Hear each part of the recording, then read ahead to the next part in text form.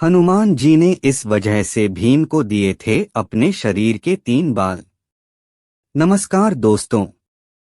हनुमान जी और भीम दोनों ही पवन देवता के पुत्र होने के कारण रिश्ते में एक दूसरे के भाई लगते हैं। आज उनसे जुड़ी एक बहुत ही रोचक पौराणिक कथा का जिक्र करेंगे, जिसके बारे में शायद आपने पहले कभी नहीं सुना होगा। महाभारत के युद्ध के बाद पांडव हंसी खुशी अपनी जिंदगी हस्तिनापुर में बिता रहे थे। एक दिन स्वर्ग से नारद मुनि राजा युधिष्ठिर से मिलने हस्तिनापुर पधारे। उन्होंने कहा कि यहाँ धरती पर आप सभी खुश हैं और उधर स्वर्ग में आपके पिता बहुत दुखी हैं। युधिष्ठिर ने इसका कारण जानना चाहा तो नारद मुनि ने बताया कि जब वे जीवित थे तो राजसूय यज्ञ करवाना चाहते थे, लेकिन वह करवा नहीं सके और यही उनके गम की वजह है। पिता की आत्मा की शांति के लिए इस यज्ञ को करवा लेना ही बेहतर है। बस इतना सुनते ही युधिष्ठिर ने राजसूय यज्ञ करवाने की ठान ली। इस आयोजन को भव्य बनाने के लिए युधिष्ठिर ने भगवान शिव के परम भक्त ऋषि पुरुष मृगा को आमंत्रित करने का सोचा। ऋषि पुरुष मृगा आधे शरीर से पुरुष थे और उनका पैर मृग का था। ऋषि पुरुष मृगा को ढूंढने और निमंत्रित करने की जिम्मेदारी भीम को दी गई। जब भीम निकलने लगे तो श्री कृष्ण ने उनको बताया कि पुरुष मृगा की गति बहुत तेज है और उनका मुकाबला न कर पाने की स्थिति में वह भीम को मार डालेंगे। इस बात को सुनकर भीम को चिंता हुई, लेकिन बड़े भाई की आज्ञा का पालन करने के लिए वे निकल पड़े। हिमालय की ओर जाते समय रास्ते में उन्हें हनुमान जी मिल गए।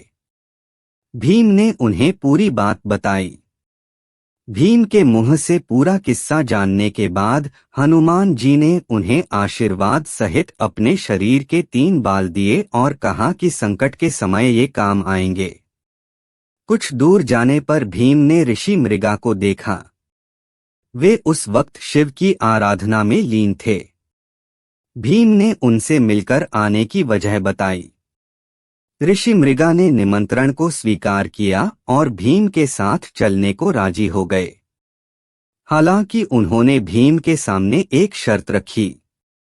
शर्त के अनुसार भीम को उनसे पहले हस्तिनापुर पहुंचना होगा। अगर ऐसा नहीं होता है तो वह भीम को खा जाएंगे। भीम ने शर्त को स्वीकारा और हस्तिनापुर की तरफ भागे। पीछे मुड़कर देखा तो पता चला कि ऋषि मृगा बस उन्हें पकड़ने ही वाले हैं। यह देख उन्हें हनुमान जी द्वारा दिए गए 3 बालों के बारे में याद आया। भीम ने उनमें से एक बाल को जमीन पर गिरा दिया। देखते ही देखते वहां एक शिवलिंग बन गया। चूंकि ऋषि मृगा भगवान शंकर के परम भक्त थे तो उन्होंने पहले रुककर प्रणाम किया, फिर दोबारा भीम के पीछे दौड़े। भीम ने जब पीछे देखा तो पता चला कि फिर से ऋषि मृगा उन्हें पकड़ने वाले हैं। स्वयं को बचाने के लिए उन्होंने एक और बाल जमीन पर गिरा दिया। इस बार एक नहीं बल्कि बहुत से शिवलिंग बन गए। ऋषि मृगा शिवलिंग को प्रणाम करने में लग गए और भीम हस्तिनापुर के द्वार तक पहुंच गए, लेकिन ऋषि मृगा को हराना इतना आसान नहीं था। जैसे ही वह अंदर घुसने वाले थे, ऋषि मृगा ने उन्हें पकड़ लिया। अब शर्त के अनुसार पुरुष मृगा ने भीम को खाना चाहा, लेकिन तभी दरवाजे पर श्री कृष्ण और युधिष्ठिर पहुंच गए। मृगा ने राजा युधिष्ठिर से न्याय करने की मांग की। युधिष्ठिर ने कहा कि चूंकि भीम के केवल पांव द्वार के बाहर रह गए थे, इसलिए पुरुष मृगा सिर्फ भीम के पैर ही खाने के हकदार हैं।